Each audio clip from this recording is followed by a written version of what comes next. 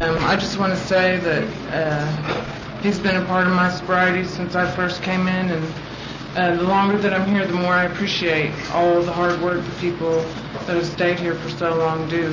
I appreciate your sobriety and being a friend to me and my family, and everybody just please welcome Dave from Tulsa.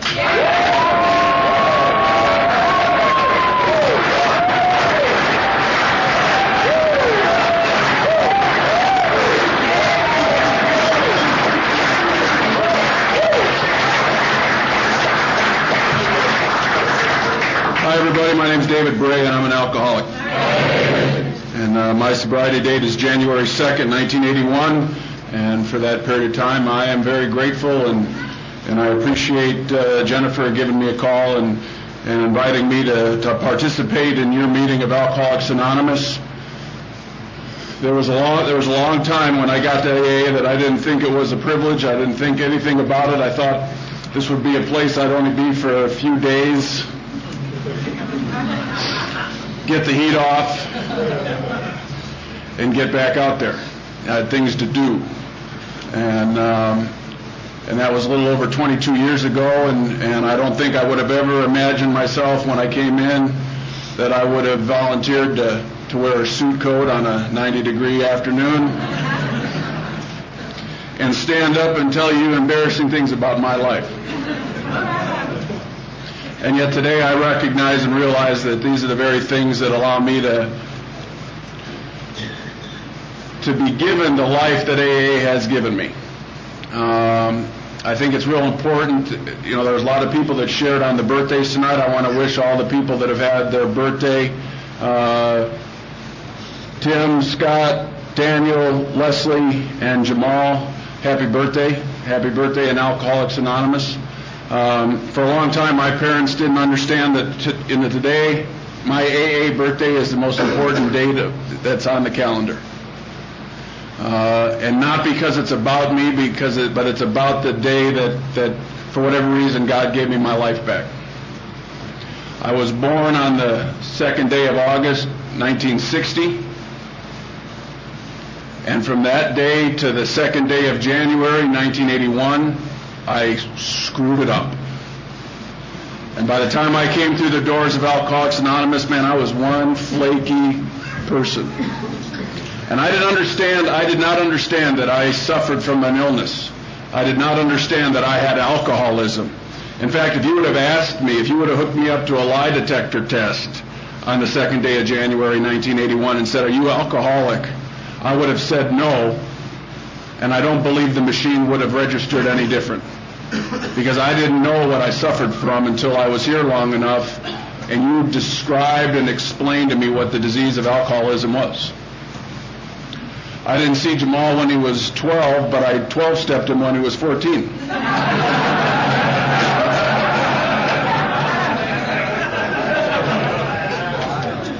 It didn't work.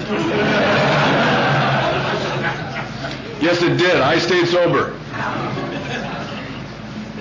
I stayed sober because I didn't want to do what Jamal was doing.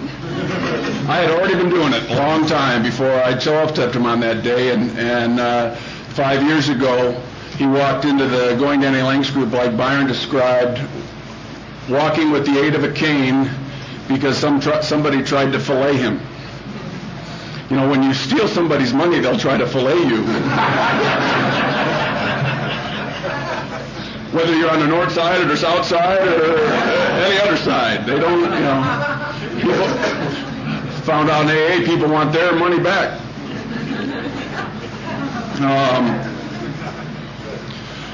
I'll tell you the thing that we read How It Works tonight, and when Jason was reading How It Works, there's a paragraph that's becoming more and more important to me because I think it's the difference between the people that are truly alcoholic. And if there's one thing that I'm grateful for today, that I know that I am an alcoholic. I'm what the big book of Alcoholics Anonymous describes as a real alcoholic, and I'll try to tell you a little bit about that in a minute. But I'll tell you the paragraph that Jason read that is getting more and more clear to me why people who are real alcoholics come here and don't stay. And I'd really like you to understand that probably most of this room will not be here a year from now. Whether you're alcoholic or not, most of the people sitting in this room are going to find a reason to not be here. And today the paragraph that Jason read is the reason why. It talks about those who do not recover. See, one of the things that I thought here is everybody just loves each other. We're all just going to be happy. We're just going to, sooner or later the clouds are going to lift and I'm going to look down and I'm going to see the little circle, the yellow brick road, and I'm just going to have to follow it and then I'm going to get wonderful. And that, I don't know, that never happened to me. I don't know if you're on the yellow brick road, but get off if you are, because it ain't real.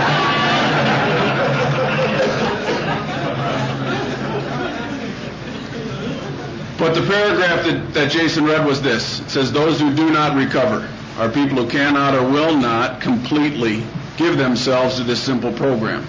Then it went on to say this. Usually those people who are constitutionally incapable of grasping and developing a manner of living, and this is the word I hate, which demands rigorous honesty. See, if you were to demand anything to me, I'll fight you. Nobody's going to tell me what to do. I grew up defying everything, not even knowing it. I was rebellious, and I didn't know it. I hated everybody that wanted to tell me what to do. And now I come into this place supposedly looking for help, and you tell me you demand something of me. And if you demand anything from an alcoholic, you're in for a fight, whether you're sober or not sober. And yet this program says it demands something of me if I want to be well. Well, before I made that decision, I had to find out who and what I was, and you helped me with that. And really, I wasn't even looking for your help, and you gave it to me anyway. You helped me find out what I suffer from, and it's this thing called alcoholism. And if you're new here tonight, if you're just getting started in AA, or if you've been here for a while and you're not sure why, I want to describe to you what our book talks about and how it defines the illness alcoholism. Because the first thing that I had to do was find out whether I was one of you or wasn't one of you. And I'll tell you, if you're not one of us, you're wasting your time here with a bunch of other people that just seem to be happy about being sick.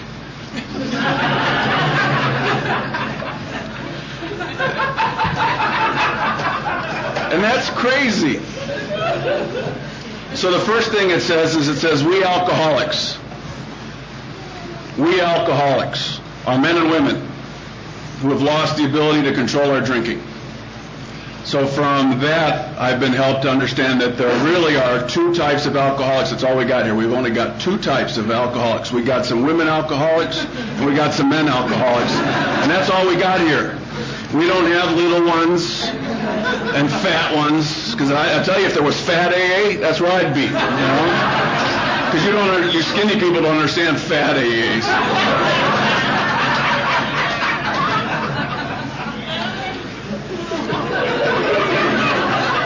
North side alcoholics and south side alcoholics.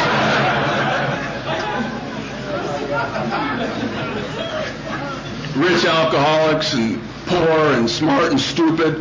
All we got's men and women. That's it. That's all we got here. It goes on further to say that on the first page of chapter 4, probably the best description of the illness alcoholism, more than ever anything I've ever read. It helped me more to determine if I was you or wasn't one of you than any other page in the book. It says, if when you honestly want to, you find you cannot quit entirely. And the key word in there is entirely. I could quit. I could not stay quit. I quit a lot. I vowed and prayed, and I put hands on a TV because the preacher inside it said to put your hands on the TV.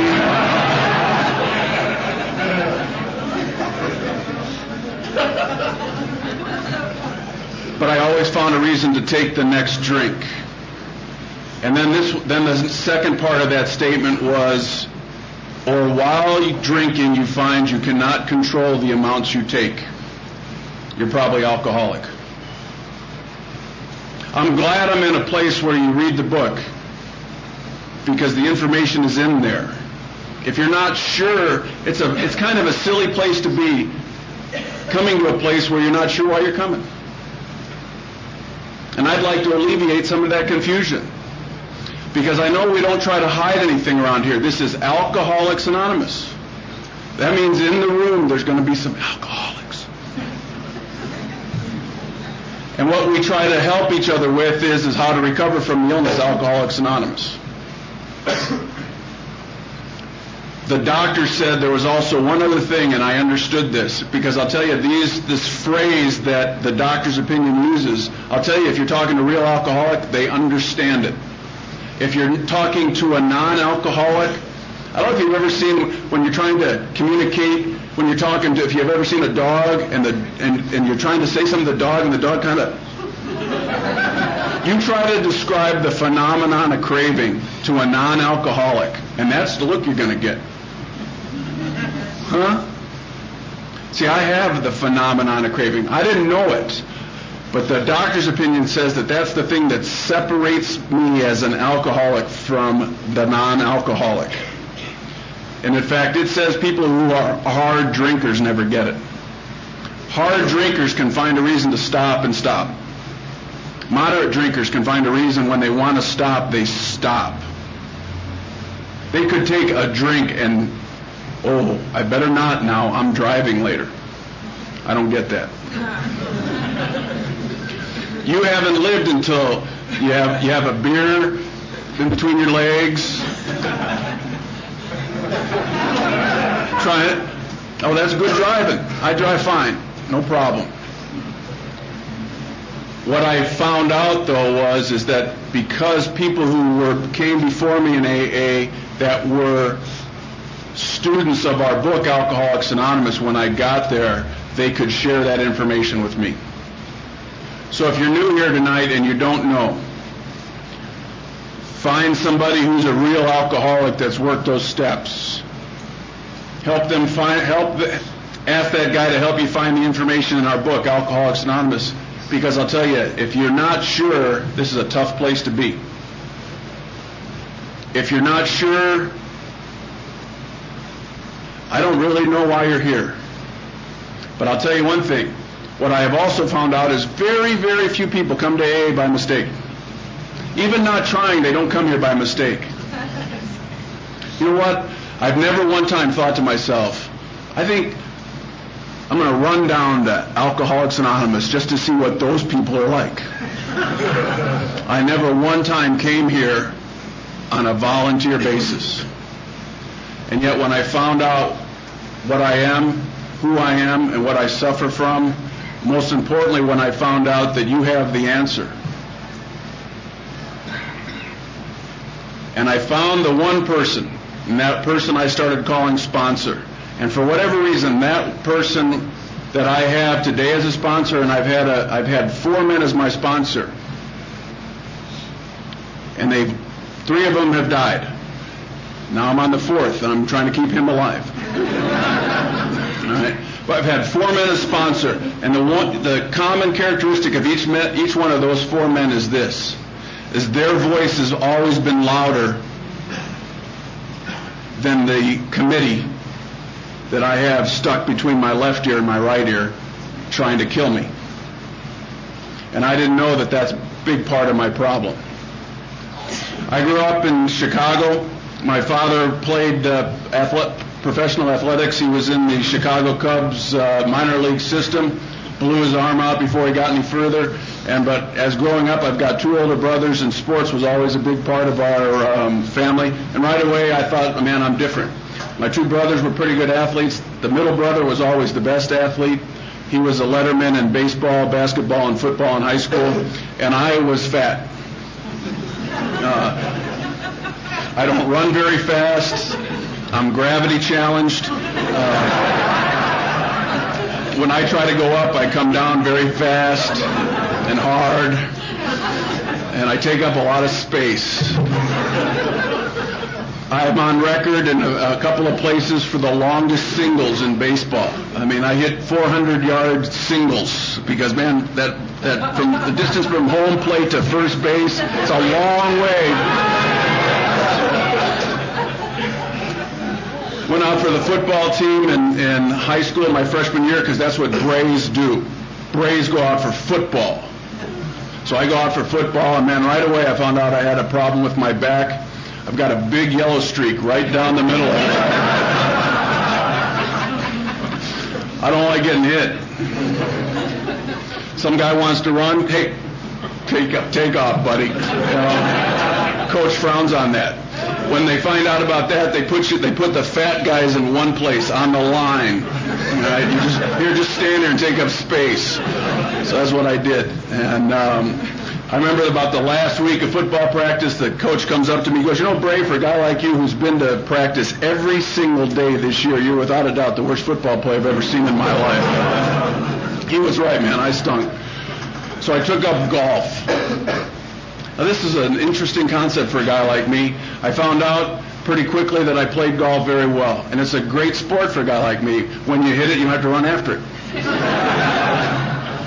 You just walk after it. And I also found out a little bit later that when you're about 2 or 3 holes away from the clubhouse, you can light up a cigarette and walk after it. That's a perfect sport for a guy like me. I became pretty good pretty quick and started playing the game seriously. By the time I was 18, I was a 1 handicap, and I was playing in some tournaments around the Chicago area, but at the very same time, I started drinking. And little by little, and what I have found is, little by little, alcoholism has taken from me, either by me volunteering to give it away, or stripping me from the very things that I cared the most about. Because sooner or later, if you're an alcoholic, and I didn't know this when I took my first drink, but sooner or later, if you're a real alcoholic, the alcoholic of the type the book describes, you don't have any power. The book says that I have lost the power. It says that my human resources as marshaled by my will were insufficient. Then it uses this phrase, they failed utterly. I didn't want to be the person I was becoming.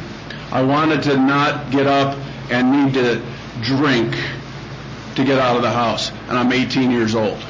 I didn't want to be the person that when I wake up in the morning, I have to try to piece together the nights before. And I have to try to remember who I lied to, what lie I told you. See, because if you're like me, you have to lie about how much you drink. You have to lie about how much money you're spending. You have to steal money and then lie about how much money you're spending. You have to remember who you owe and who you stole from and try to not be there at the same time. And man, that's a tough life. People, we don't have any willpower. I'll argue that point. We got a lot of willpower. It takes an awful lot of willpower to stay out there doing the things we do for as long as we do them, knowing what the consequences are. So I graduated high school, and I got to this junior college, and I was still trying to play golf. At this time, it was the only time from the time I started drinking to the time I got to AA that I put any type of long-term sobriety together. And this was the longest stint I ever put together. I put 94 days together of not drinking while I was trying to play golf. And it was the hardest 94 days of my life. By the 94th day, my head was about to spin off. Now, during that time, I had won a college golf tournament. I had some scouts watching me, and I had an opportunity. The book said I had arrived. I had some opportunities, but I needed to drink, and I didn't know it. And I took a drink, and every opportunity I had went away. By the time I finished my sophomore year in college, no more scouts were there. By the time I finished my sophomore year in college, I couldn't break 75. I barely broke 80. And when you're trying to play for competitive golf, it just don't make it. And so I just said, well, the heck with it. I don't need it anyway. I threw it away. So I started drinking. I drank all the time. I graduated from this junior college, and I don't know how, because I took some classes that I failed, and they let me go anyway.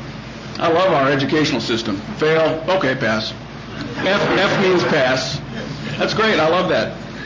So I go to Northern Illinois University, which is in a town called DeKalb. It's about 45 miles kind of northwest of Chicago, and it's basically in a cornfield. Without Chicago, Illinois is Iowa. It's really all it is. All right.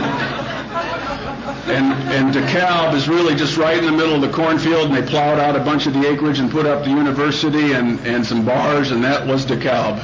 And it was really the greatest drinking platform for a guy like me. It was the very first time I was on my own. I'm 19 years old, and for the first time I'm on my own. And I drank like I was on my own. I don't believe the book says, people say, well, I never drew a sober breath. Well, I drew sober breaths, but I didn't want to be sober long. And I'll tell you two quick stories. One of the best holidays on a college campus is Halloween. It's really, you can just dress up and just to be goofy as you want to be, and for an alcoholic, it's perfect disguise. And so in 1980, there was a movie that came out called The Warriors, and it was a movie about gangs. And so a bunch of the thugs that I was running around with, we all dressed up as one of the gangs in the movie The Warriors called the Baseball Furies, and we painted our faces red and white, and we wore baseball uniforms, and you had to carry a bat. I didn't have a bat, so I went into my closet, and I took out the 4-foot oak pole, and I went to the party. And by this time when I drink, there's only one of three things that are going to happen. When I drink alcohol, I either run out, black out, or pass out.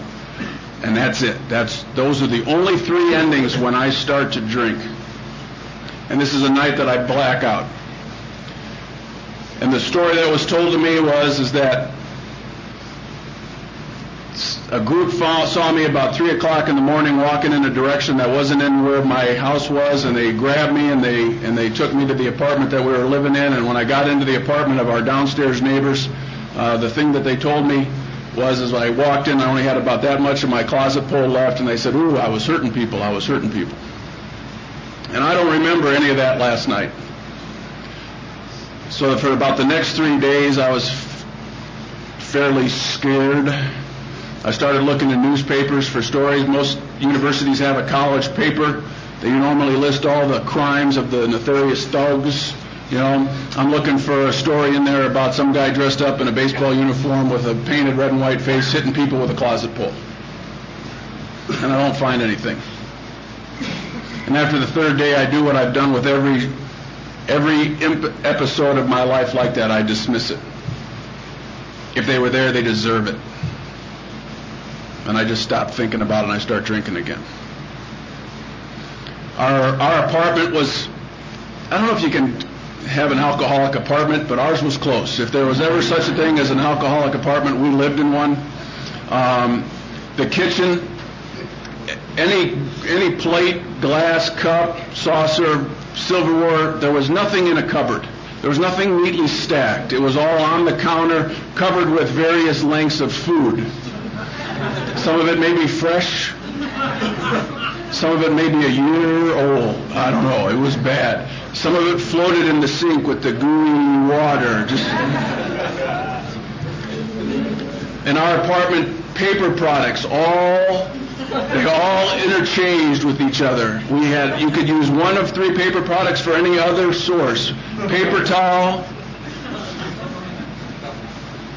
Kleenex, or coffee filters. Any one of them could be any other one of them. Whatever you needed, you had to grab.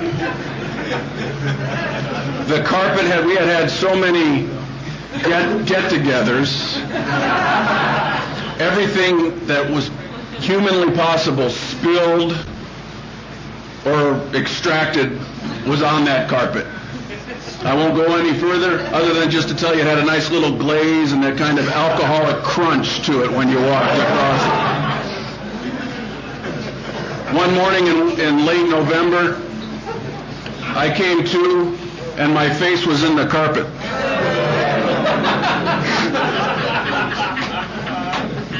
And actually I was trying to get an education there, and I had an intuitive thought that I had an art test. I flunked art that year. I look out our window, which didn't have any curtains, that we threw a sheet over it, So I look out the window and the sun was shining, so I put on my uniform of the day, which consisted of a T-shirt that I'd cut the sleeves off. By this time, not only am I drinking, but I'm doing other things, so I'm svelte. I'm weighing about 165, and I don't remember what that feels like, but I put on my T-shirt, which I had cut the arms off of, and it proudly proclaimed across my chest, "Free me." And on the back, it had a big fist. It's kind of my swan song. And I put on my shorts, and I put on my thongs, and I grabbed my number 2 pencil because I had a test, and I walked to class. And when I got to class, it was in a kind of an auditorium style, one of those deals where a lot of goofy people sit there and take your test. And when I got to class, I noticed something remarkably different from all of you compared to me. All of you were in heavy winter clothing.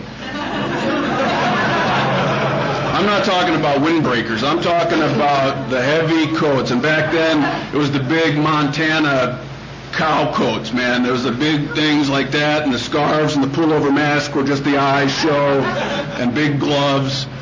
And as I'm walking up the aisle in my T-shirt and my shorts and my thongs, I heard one guy go, "What does that guy know that we don't?"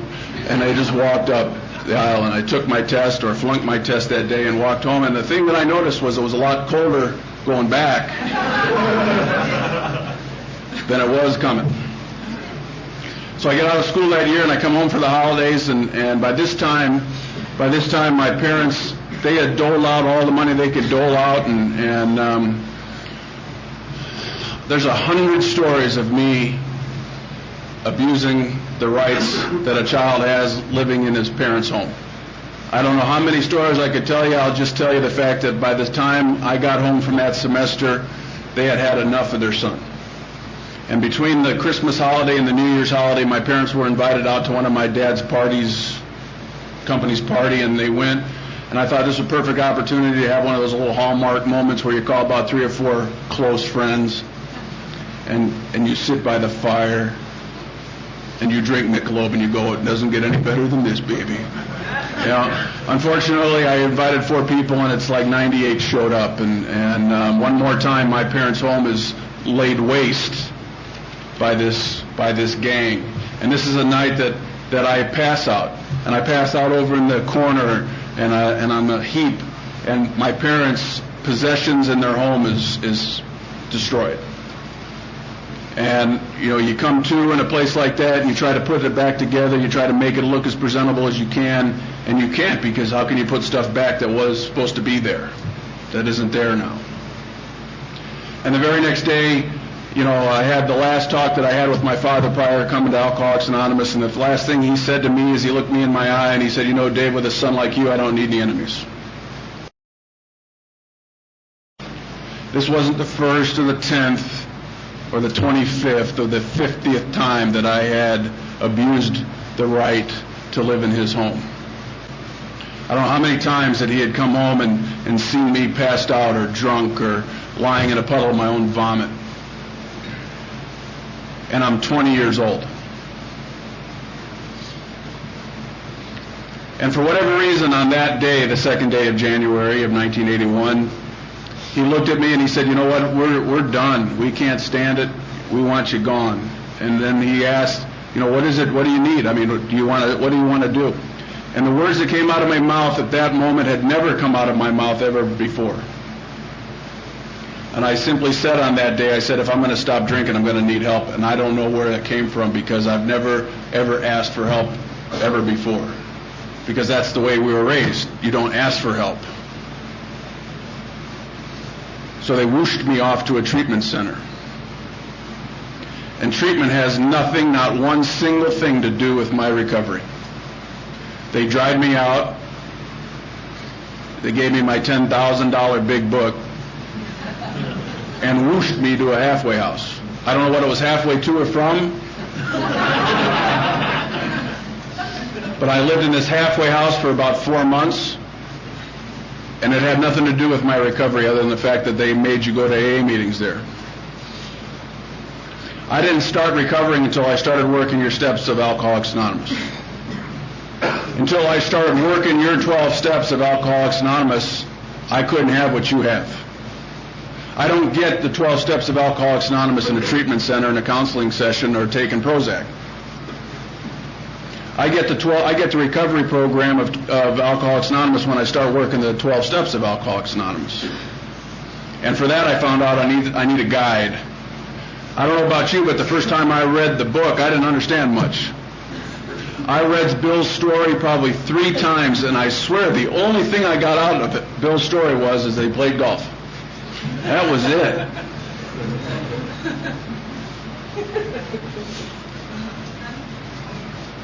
The one thing I learned in that treatment center is most people don't make it here. That's the one thing I learned in that treatment center, in that halfway house. Most people don't make it. I got to be buds with one of the guys living there. In fact, he was probably the closest friend I'd ever had from the time I was 14 to that moment. Because I'll tell you what I also found out was drinking buddies are just that. When the booze is gone, you don't have many of them left. And so this guy and I, we were pals in AA. We would always sit in the back row and make fun of all the people doing all the work. What a bunch of fools. And then about 3 months, this guy got drunk. And I went over to his house to save him. Not a smart move. And I knocked on his door, and I got into his apartment. He was sitting in a recliner, and he had a case of crushed beer cans and that nice glow about him. And I asked him if he wanted to go to a meeting, and he said no. He asked me if I wanted a beer. I wasn't real happy about my sobriety at this point, and beer didn't sound too bad, and for whatever reason I said no, and I walked out of his apartment. I haven't seen him since. But I went to an AA meeting that night knowing that AA doesn't work. I went to an AA meeting that night to resign from Alcoholics Anonymous. I don't know that you just don't come anymore.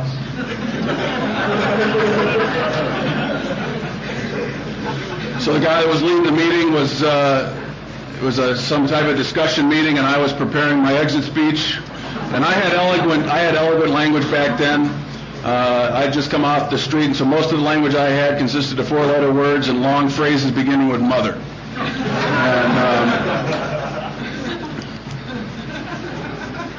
And the guy knew that I was probably not a good candidate to ask to share on the topic that night, and I couldn't have told you what the topic was, but he ran out of people and he had to call on me.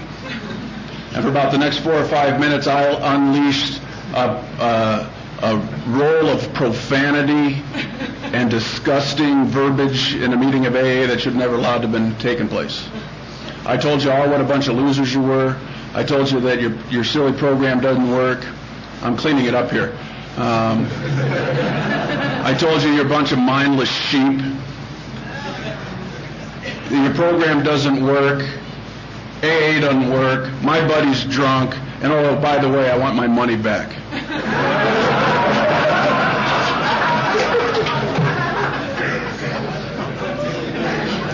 feel like I had any in there, you know. Most of those meetings I'm trying to figure out how to scam the basket. So finally the guy that was leading the meeting did something very important. He said, "Dave, shut the hell up. We're tired of listening to you." He goes, "Dave, I really want to tell you one thing, really a couple things, because this may be the last night we see you. And so before you go, I want you to know a few things about what's true and what's not true in the meetings of AA. Number one, the reason your buddy's drunk tonight isn't because AA doesn't work." He said, "The reason your buddy's drunk tonight is because he chose not to work Alcoholics Anonymous." He said, "But that's secondary to the thing I really want you to understand here, Dave." He goes, "I want you to look around the room. I want you to look at the people sitting next to you. I want you to look at everybody sitting here." He goes, "There's 2 types of people sitting in the meeting tonight. There's some good examples of AA, and there's some bad examples of AA. Now pick the one you want to be and shut up." I had my first resentment in Alcoholics Anonymous. How dare him? How dare him talk about that? And what I have found in the next 22 years after that meeting is he was right.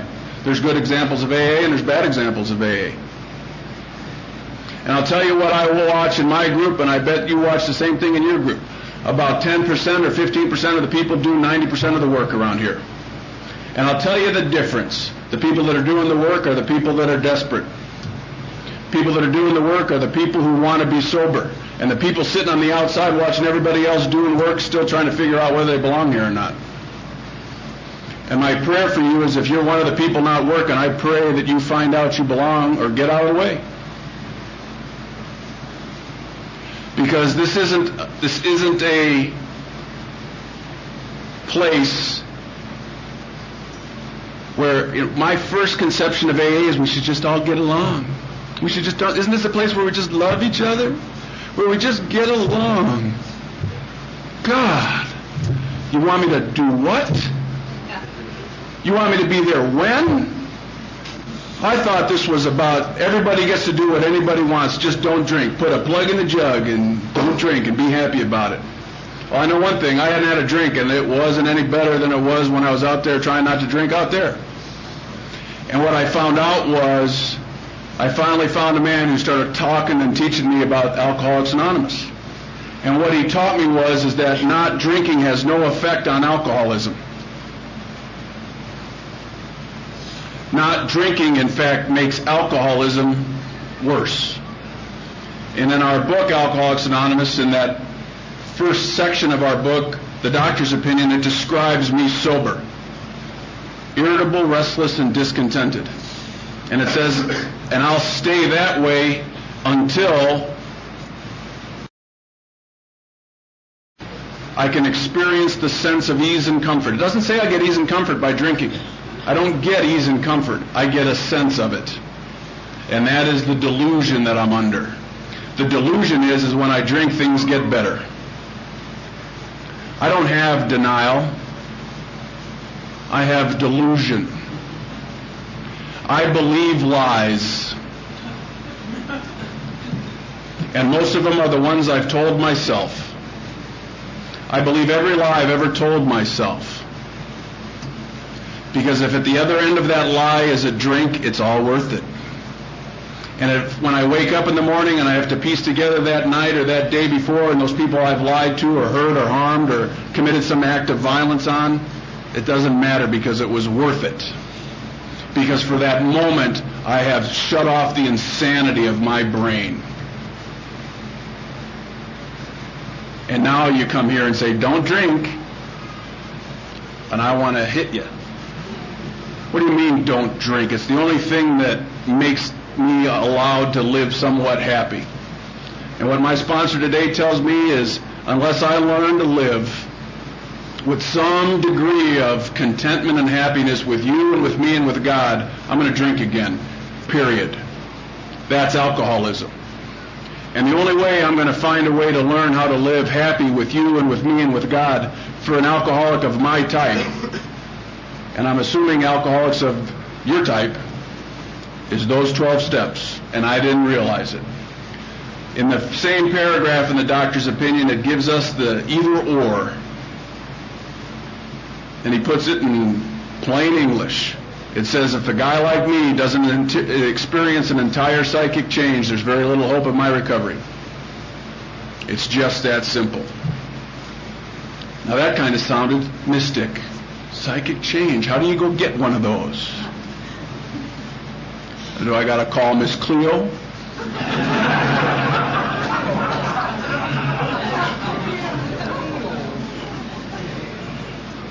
What I found out is I had to call my sponsor. And my sponsor started laying it on the line. About a year sober, I moved to Norman, Oklahoma. That was in 1982, and I fell into a group called the Big Book Group, long before Sheila got here. And I'll tell you something, what I found is I found a place where they had things I had not seen before, and that I was anti. They had structure and discipline, and they had work the steps and call your sponsor and do all these things. And I turned myself into a sponsor. Actually, he kind of beat the crap out of me, and for the first time in my life, I understood step one. And I worked the steps, and it was the very first time I went through the inventory process of steps 4 and 5, and I told another human being, my life's story through resentment and fear and the problems in sex, and I told him it all.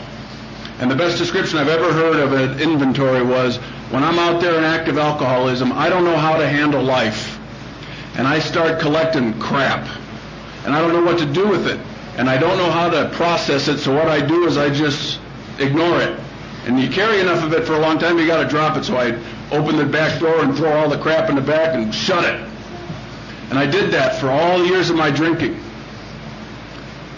Now I go over to my sponsor, he says, write the inventory. I go, I don't know how. He goes, so he comes over and he opens the drapes to the backyard, and I look out there. My backyard's full of crap. Man, it's bad. It's a lot of crap back there. The inventory is simply this. You take that big pile of crap and you make a lot of little piles of crap, and you take little red flags and you put it, resentment, fear, sex, resentment. Now I look out there and there's, instead of one big pile, there's a lot of little piles with a lot of red flags, and they're all labeled.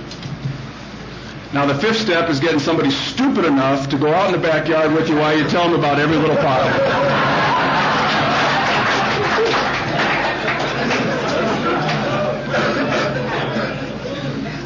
When I was done talking to me about my piles,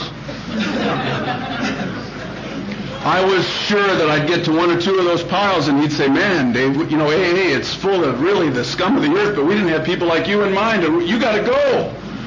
I was scared to death that he would tell me that, and he never did.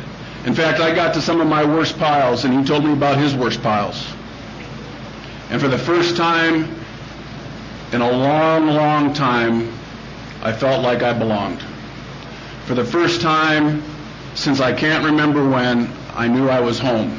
Your sign above the podium happens to me when I engage in your program of recovery. Now, that's not it. I just don't go now skipping down the rest of the yellow brick road. He said there's a lot of work from here on. We're going to have to try to clean up this. Just because you've labeled these piles doesn't do anything. We've got to get rid of them. We have to amend them. Our steps 8 and 9 say we have to change.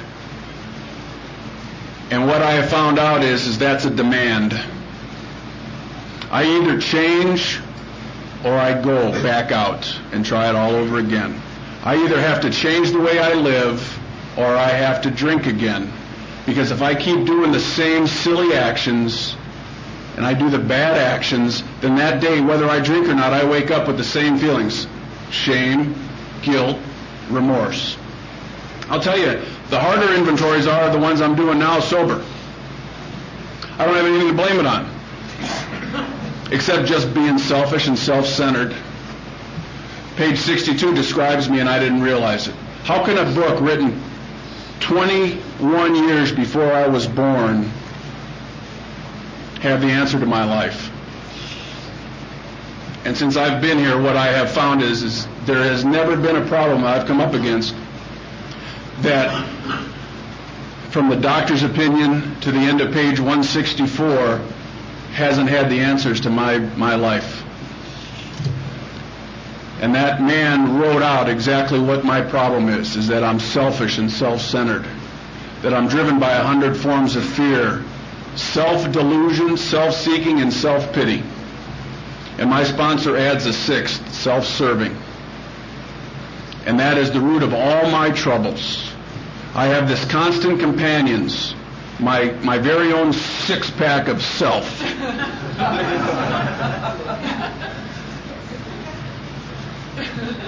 And they're with me today. You just look around, I'm grabbing them. Most of it's self-pity and self-delusion. And I'm trying to figure out how to not carry it. I wish I could just put it down and be altruistic from here to the rest of my life. But I'm an alcoholic. And it seems like when I go to bed and I start the next day, it seems like in between when I went to sleep and woke up the next morning, somebody sneaked in my room and jabbed me right in the keister with a big old syringe of self. And there I get up. And I know that's true because the first thing I think about when I wake up is Dave. How you doing, Dave? I'm doing good. How are you? Wonder what's in store for us today, Dave. I don't know, Dave. Let's go find out. God, I hope it's money.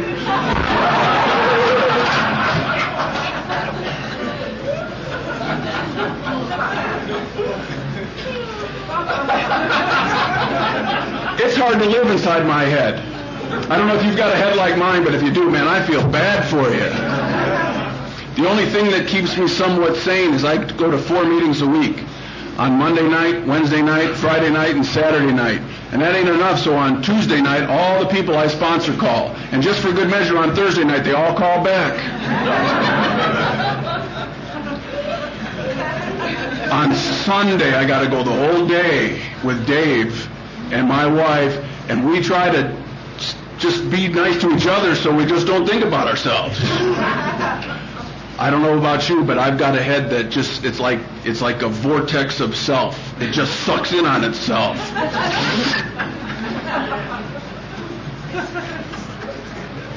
And I can't stop it. I don't have the power to stop it. So now what does the book say? You know, we've got these inventory steps, 4 through 9, or 4 to 5. Then we have the amends steps, 8 and 9. I went about trying to make amends. The book says in the promises on that page, or the promises, it says these things sometimes they happen sometimes quickly and sometimes slowly, but they always materialize.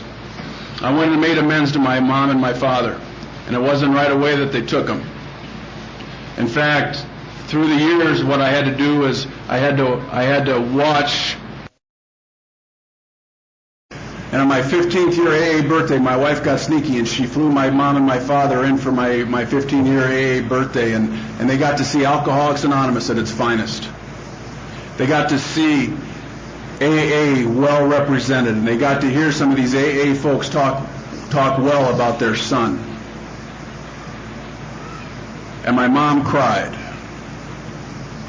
And on the Sunday afternoon when I took my parents back to the airport, my father pulled me to the side. This is 15 years after I got sober.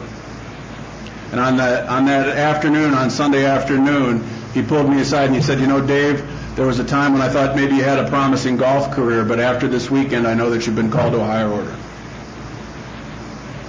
And my relationship with my father has been, from that day to this day, we end up every single call. A man that looked at me 22 years plus ago and hated the son, what I had become. He had hated what alcoholism, he didn't know what it was, but he hated what I had become. And today we call each other, and when we end our phone calls, it's with "Dad, I love you," and "Dave, I love you." And how do I pay that back? My mother suffers from the disease of alcoholism, and I thought we were going to watch her die. And what ended up happening was through a series of circumstances, one afternoon my father called and said, "We just stuck your mom in a treatment center."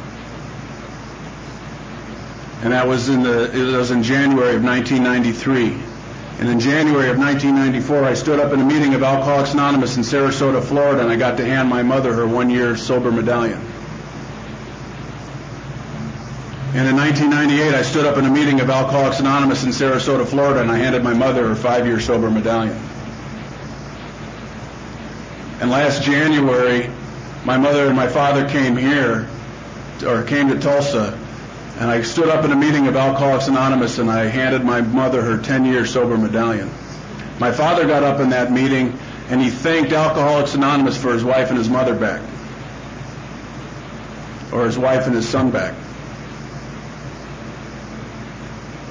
I'm known in my area, I'm some fanatic about AA.